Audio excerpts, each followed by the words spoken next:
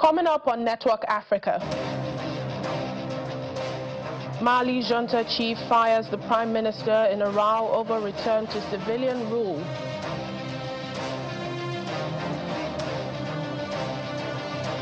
Stakeholders gather in Niger for conference in solidarity with the Alliance of Sahel states. Plus,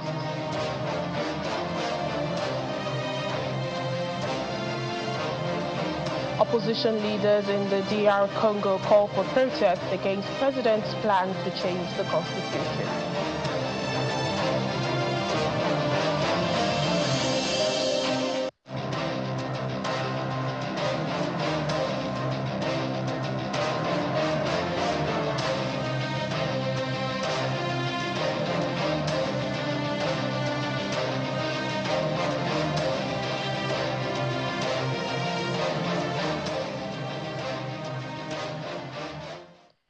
Hello and welcome to the program. I'm Layo Olarinde. We begin here in West Africa. Mali's military leader, Colonel Assimi Goïta, has sacked the Prime Minister, Choguel Maïga, and his government. This was after Maïga had criticized the junta for lack of clarity about a once-promised return to democracy. The government had promised to hold elections and hand back power to civilians in March 2024, but postponed the vote. Mali endured years of jihadist violence before military coups in the year 2020 and 2021.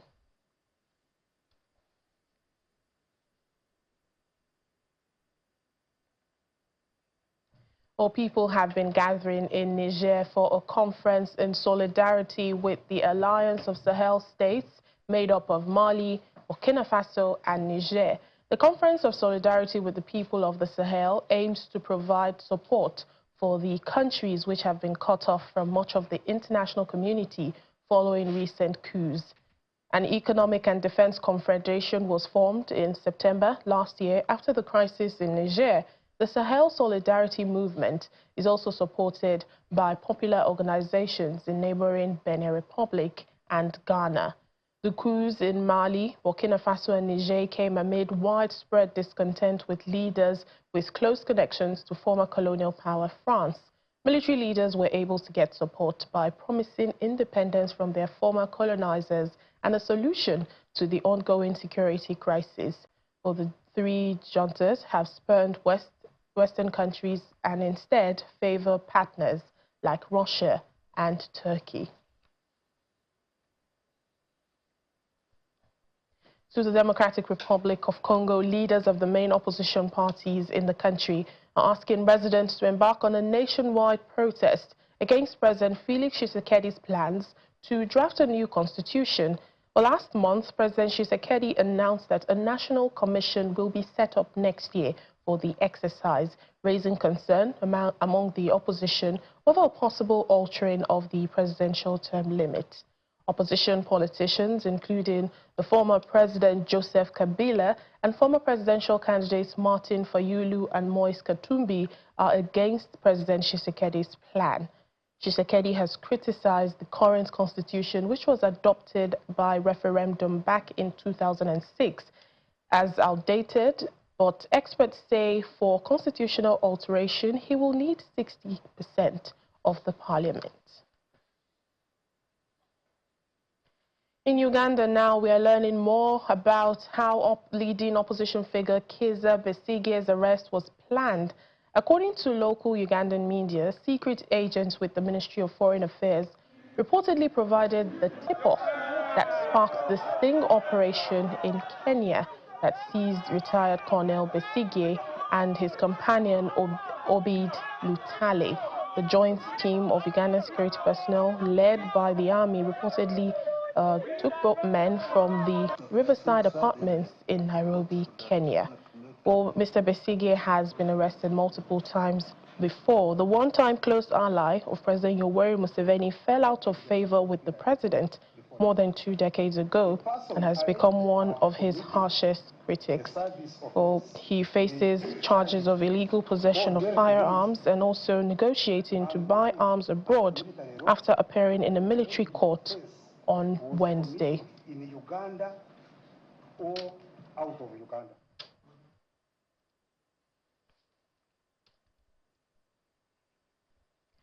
Well, joining us now for more on this in Uganda is Halima Atumani, the VOA's reporter in Kampala, Uganda's capital. Hello, Halima. Thank you for your time on the program. Hi, Lyle. Thank you for having me. Well, talk to us about the atmosphere and the mood as a result of this story. Is the country still buzzing from Wednesday's court proceedings on Kizza Besigye? How did events play out on Wednesday yesterday at the court? Yes, it was very intense. We are basically talking about who is, I think in Uganda, we call him the most arrested political figure ever, as you rightly alluded to in your story earlier. Besigye has been arrested a couple of times. He was a close ally. Besigye was he was President Museveni's personal doctor during the Bush War period in the 1980s when they were still in the bush.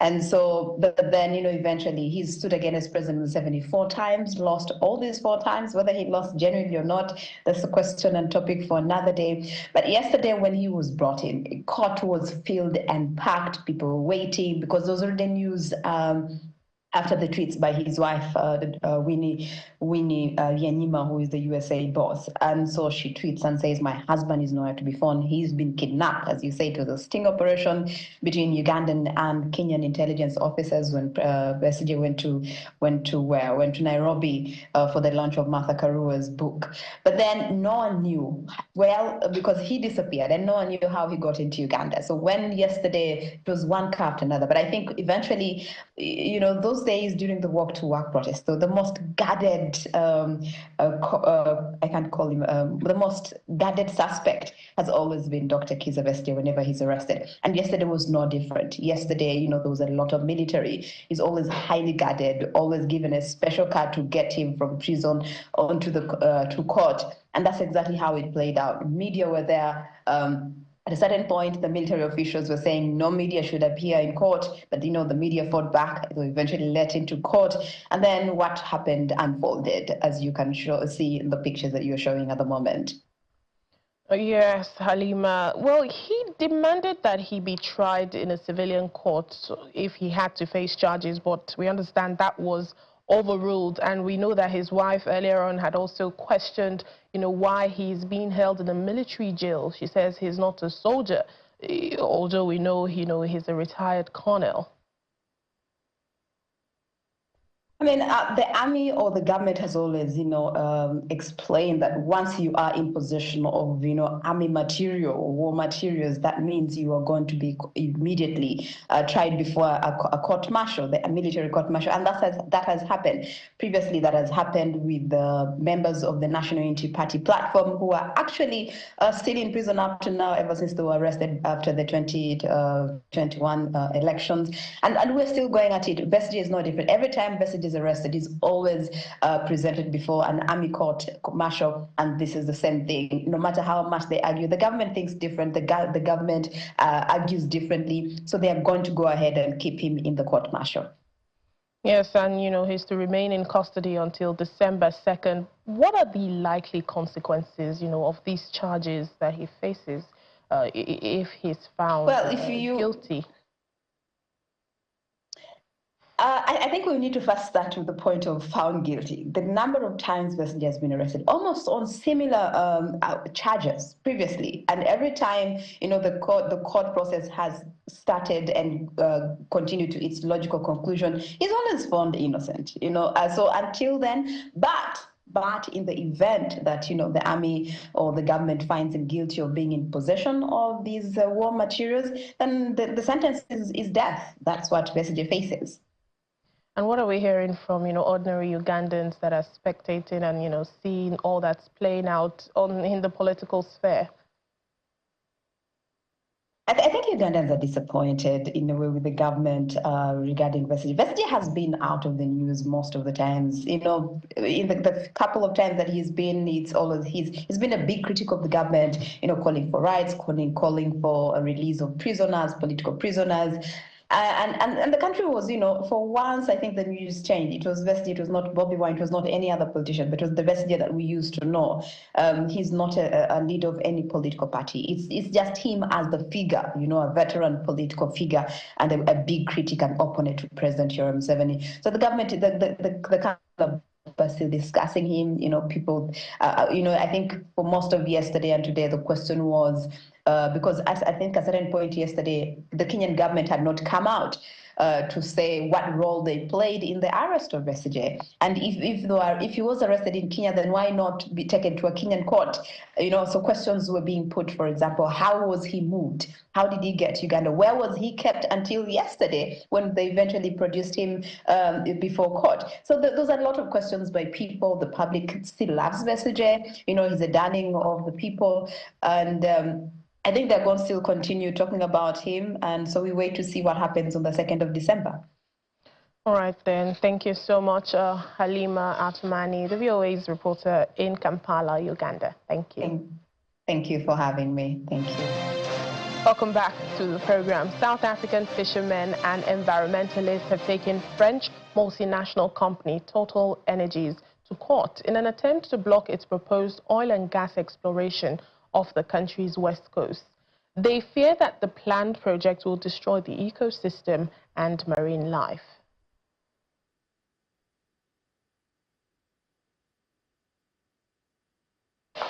Locals gathered at the public open day of the Environmental and Social Impact Assessment for proposed well drilling and exploration activities in Northern Cape ultra-deep West Coast, South Africa. Alcotoa Fisheries Chairperson Walter Steenkamp is not happy about this development. We cannot afford this development because we must take care of this ocean, because he was taking care all the year of us as fishermen. So we must make sure that this marine life that are carrying on in the ocean must stay for our next generation. Furthermore, local fisherman Morgan Johnson claims that whales in the area were observed to have become more aggressive since exploration activities. Whales would normally be peaceful in our area here, but we have now noticed that while they were busy, with all these drillings and stuff, that whales became aggressive, and they would come closer to us with threats that we haven't seen in the past. On her part, environmentalist Lisa Makaula is wondering about the substantial investment in gas and concerned about the fishermen's livelihoods. The question is, why would we be continuing to invest in projects, that could possibly have an impact on the environment, but also not only that, on, coastal communities that depend on fishing for their livelihood. Oil and gas in the near future, it might not make money because, the rest of the world is shifting to electric vehicles, to renewable energy sources. The small-scale fisheries cooperative and environmental justice organizations, the Greenpeace Connection and Natural Justice, have already filed an application to the Western Cape High Court. In their bid, the activists claim that the government failed to assess the ecological impacts that the exploration and production of offshore oil and gas might bring. They also express concerns that the described oil spill risk was incomplete, claiming that the impact of oil spill is very high and will be felt across the country and for years after the event. The groups argue that the gas project should not be a part of South Africa's just transition and commitment to net zero emissions by 2050, and opposed the environmental authorization by the Department of Mineral Resources and the Department of Forestry, Fisheries and the Environment. Country Director for the UK's Department for Business and Trade in Nigeria, Max Smithson, believes the UK is uniquely placed to partner with Nigeria to raise awareness and tackle emerging threats and cybersecurity challenges facing both countries. He was speaking in Abuja at the Nigeria Cybersecurity Stakeholder Roundtable, organized with support from the UK's Department for Business and Trade. Participants, including top cybersecurity and tech experts, emphasized the need to foster a synergized approach to addressing Nigeria's cybersecurity challenges, among other things. Commenting at the event, the Director General of the National Information Technology Development Agency, NITDA, Kashifu Abdullahi, stressed the importance of actively safeguarding digital sovereignty. It's Guinness World Record Day, an annual observance in November to celebrate record-breaking achievements. And when we talk about the Guinness World Record, we're talking about a British reference book with a list of human achievements annually. Well, Nigeria has been put on the spotlight several times, all thanks to incredible Nigerians who are doing amazing things for themselves. Nigerian wig maker Helen Williams has not just one but 4 counts of breaking the Guinness World Records thanks to her wig crafting skills. She broke her first Guinness World Record in July 2023 when she made the longest handmade wig at a length of 351.28 meters. That's 1,152 feet 5 inches. Just a few months later, in February of 2024, she created the widest wig, which measured at 3.65 meters, 11 feet by 11 inches. Adding to her collection of titles in July, she breaks the record of the most hair clips in a wig in 30 seconds with a total of 94. Then she claimed the title for most hair clips on the head in 30 seconds with a total of 97 in August. Helen started her business on her own in Lagos, but now has a whole team working for her. Nigerian doctor and visual artist Fola David made history by surpassing the existing Guinness World Record for the world's largest drawing by individual. The massive artwork, spanning an impressive 850 square meters, emerged from spending 6 days on the peace spread across a stadium in Lagos, Nigeria. His record of 850 square meters surpassed the previous record of 629.98 square meters held by Ravi Soni from India. Nigerian multifaceted chef Hilda Bassi became a household name in the country when she was declared the Guinness World Record holder for the longest cooking marathon in the world. In 2023, tagged the Cookathon, the chef cooked for almost a week, cooking over 100 pots of food. Her cooking expenditure amounted to 100 hours. However, Guinness World Record logged her record at 93 hours 11 minutes, docking her 7 hours for taking a longer break than allowed on one occasion.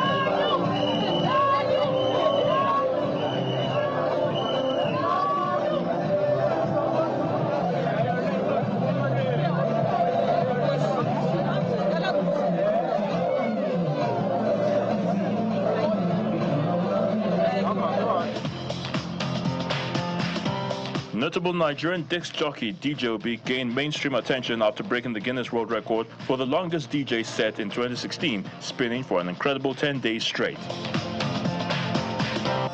And last but not the least is veteran Nigerian dancer and choreographer Kafayat Shafau Ame, better known as Kafi. Kafi first came into limelight after setting the Guinness World Record in 2006 for the longest dance party at the Nokia Silverbird Dance-a-thon. The rest, they say, is history, as she has since made a great impact on the dance scene, owning her own fitness studio and adding more skillful feathers to her hat.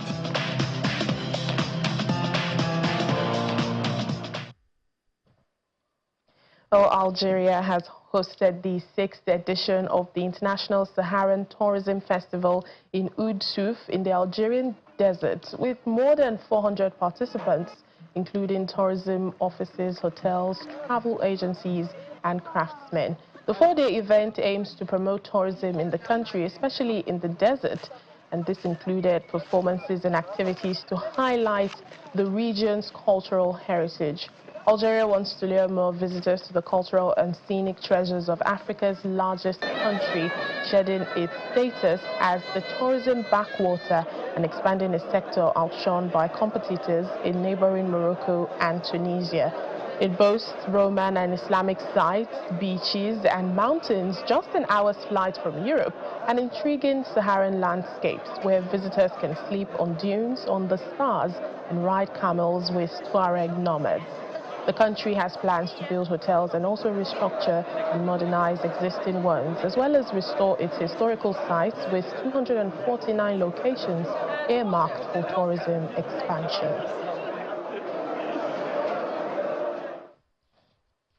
And finally on the program, with no end in sight to the civil war in Sudan, the country's footballers have offered a glimmer of hope to their compatriots thanks to their unlikely qualification for next year's Africa Cup of Nations, AFCON. The conflict between the Sudanese army and the Rapid Support Forces militia began in April last year and has forced over 11 million people from their homes. Well, despite this backdrop, the Falcons of Jedian will represent their nation at the 2025 AFCON in Morocco. Sudanese fans waving flags, cheering and lighting up the sky with fireworks on the streets of Libya's Benghazi, where the team had been playing due to the ongoing war in Sudan. The national team qualified for Africa Cup of Nations after a goalless draw against Angola, which saw them finish second in their group. Today, I'm excited, extremely happy that we qualified for the African Cup despite the circumstances that Sudan is going through. I mean, we are very, very happy. Sudan needed 1 point in order to qualify from their group, which they achieved after drawing with already qualified Angola.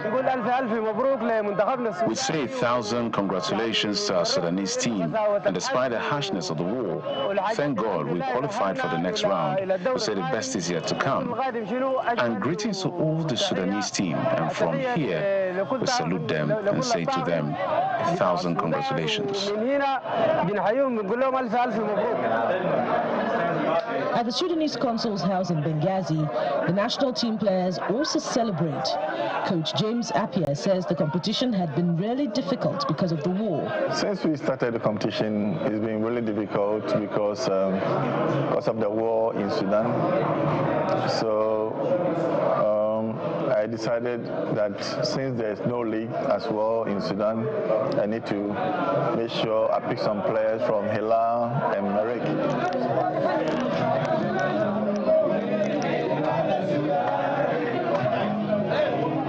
And as citizens jubilate in Libya, back home in Port Sudan, a sports shop owner is making more sales as a result of the football matches. Whenever